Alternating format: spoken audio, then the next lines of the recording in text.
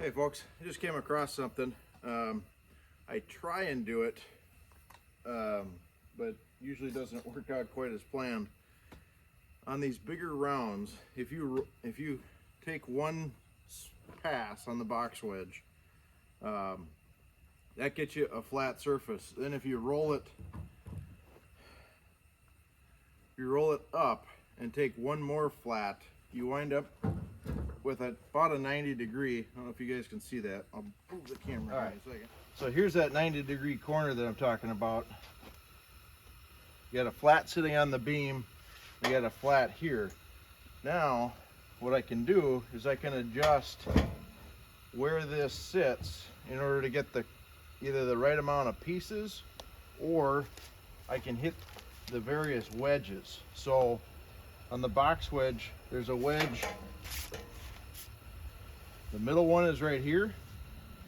Then there's two that flank it, either side here, and then there's the third and fourth way out on this end. So I can guide this a little bit and say, well, I want it to bite, about halfway in between. That way I'll wind up with about a 2x4, a 4x4, a 4x4, and probably another 4x4 or something very close to that.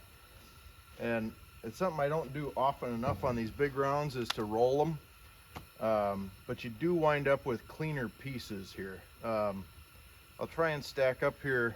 I think this is everything off of this one round, and so we'll see how many nice pieces we get here. So let's fire up the Wolfe Ridge again. We'll keep running passes here. I'll probably run one more on this pass, roll it over, run a pass, and then I'll wind up with a chunk probably about 8 or 9 inches wide, and that'll give me 2 4x4s and feathers on either side, which is perfect for bundle wood. So the one thing I've been noticing when I've been making bundles here the last couple of weeks is that the 4x4s off the box wedge, although they're easy to make, right? They're just a hair big. So what I end up doing, see if I can show you guys this.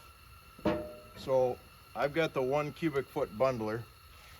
What I end up with, let's see here. Let me grab a couple pieces here to show you.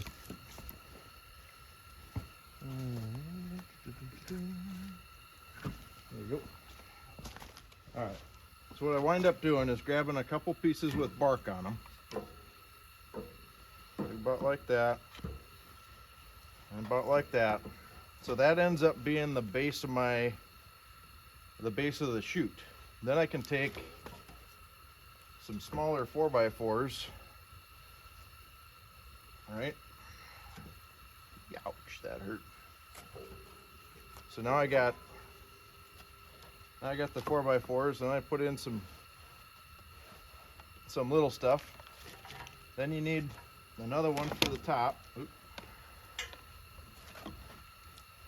Then you might get away with a 4x4 with some bark.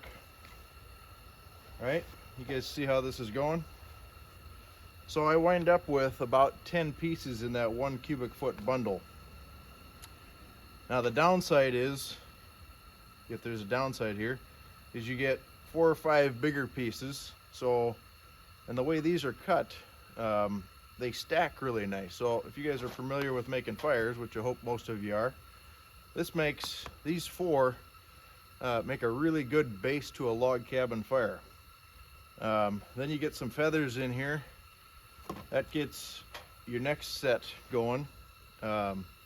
And then I try and throw in a few feathers. I mean, this is a bad example here, but this kind of stuff, but full length. So 16-inch pieces of this, that's basically your kindling and tinder, or it's kindling anyway. Newspaper for tinder, fire starters, what have you.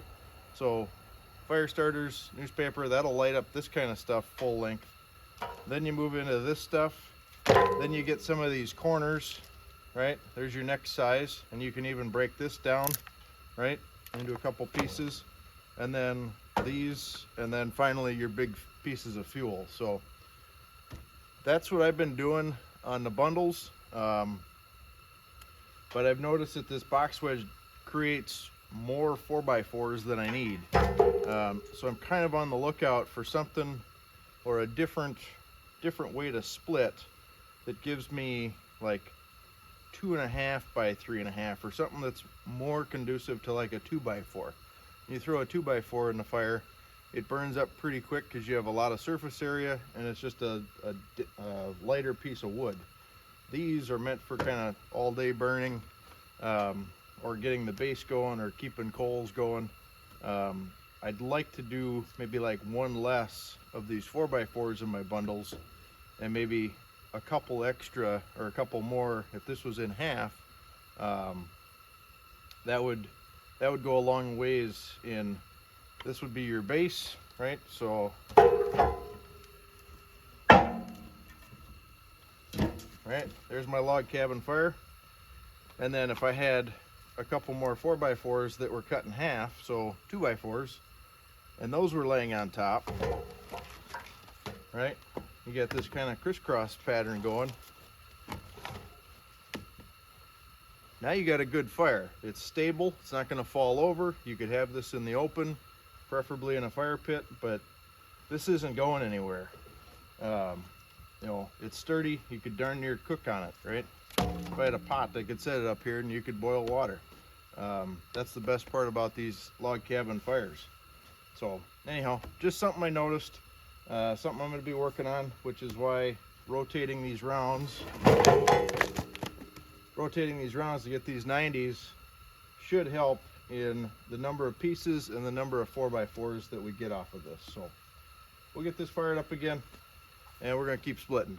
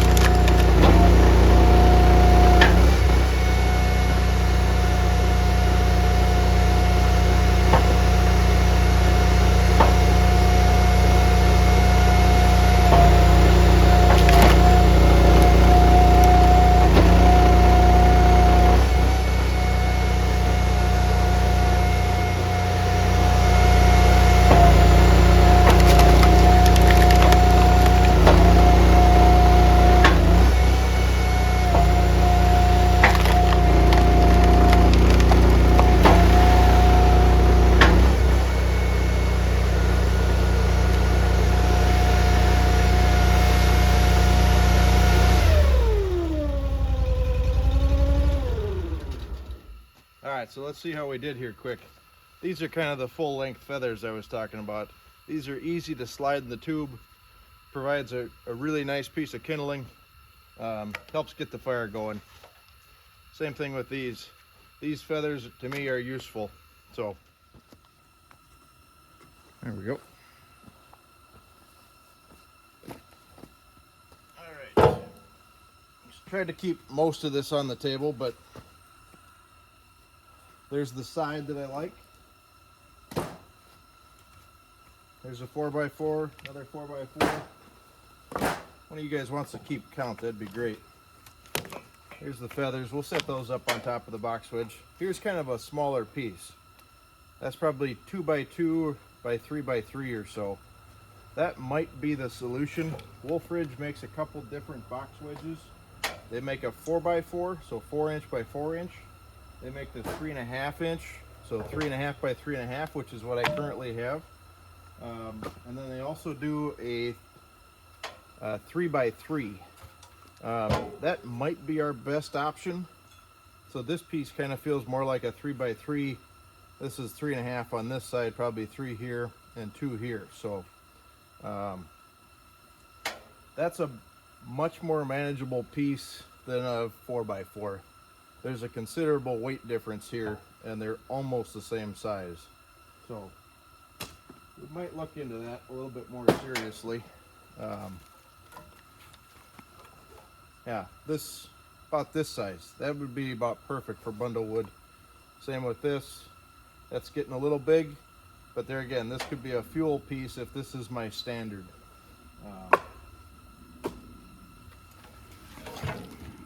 Here's another great piece. 1 inch by 3.5. That's a perfect kindling. And then we even, that's the best part about the box wedge. You guys will say it makes a ton of trash and slash, but anything that comes off full length, that becomes kindling for somebody. That gets a fire going. I know I sound like a broken record here, but that really is handy to get a fire going. I use it all the time in my wood furnace. I don't mind the slash. This kind of stuff, not so useful when it's 5-6 inches.